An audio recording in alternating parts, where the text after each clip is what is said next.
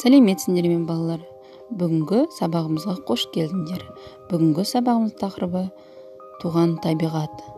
Сабағымыздың құндылығы сүйіспеншілік, қасиеттері ақпейілділік, қамқор болу. Ал балалар, 5 ережесін есімізге сақтап кетейік. Сол 5 ережесін әрдайым жадымызда сақтайық. Бүгін сабағымыздың дәйек сөзі табиғат әсемдік айнасы. Осы дәйек сөзін мән мағынасын қалай түсінесіңдер? Дұрыс айтасыңдар бала. Табиғат ол бізді қоршап отырғанның бәрін, соның барлығы табиғат. Табиғат адам берілген сый. Табиғатты әрдайым аялап отыру керек, балалар. Ал балалар, қазір мынау видеороликқа назар аударуларыңды сұраймын.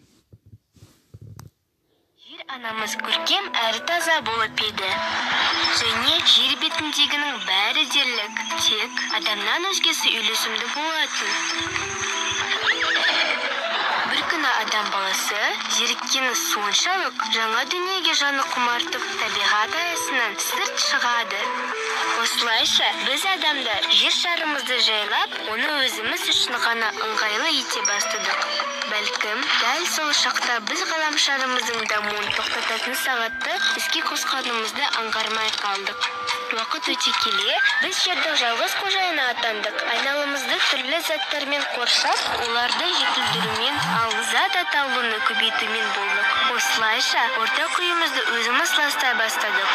Жер, ауа және су тастағандықтан табиғатымызға қауіп-қатер төніп тұр. Ортақ үйімізге қамқорлық қажет. Қолымыздан не келеді? Ересектер ғаламшарымыздың қандай күйге душар болғанын байқамауы да мүмкін. Ендеше оларға не істеу керегін көрсетіп, естеріне салайық. Қоқысты сұрыптау өте маңызды. Кейін одан әртүрлі жаңа заттар жасауға болады. Су жердегі тіршілік көзі. Жер бетіндегі жаратылыстың бәрі суды қажет етеді. Біз электр энергиясын үнемдеуге тиіспіз. Өйткені оны өндіру үшін өте көп пайдалы заттар шығындалады. Ғаламшарымыз гүлденсін десек, барлығымыз бірге елімізді, жерімізді тазартып, сауықтыруымыз керек. Мұны көшет отырғызудан бастай аламыз. Жай отырғызып қана қоймай, оның таза судан, күн шуағынан және құнарлы топырақтан таршылық көрмей өскенін қадағалауымыз керек.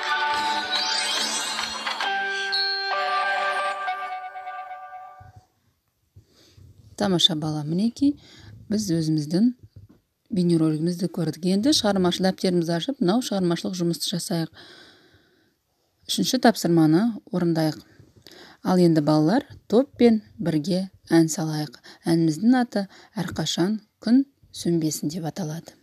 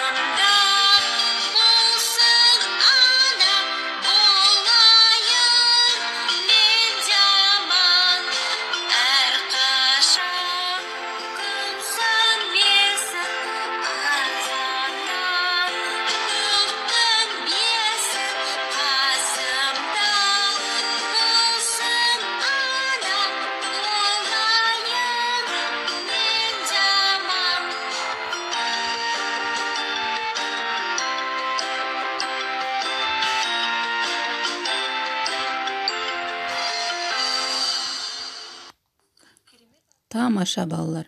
Енді сабақ үйге тапсырма. Жақсылық ертегісін оқып келеміз балалар. Жақсы балалар, бүгін жақсы жұмыс істедіңдер.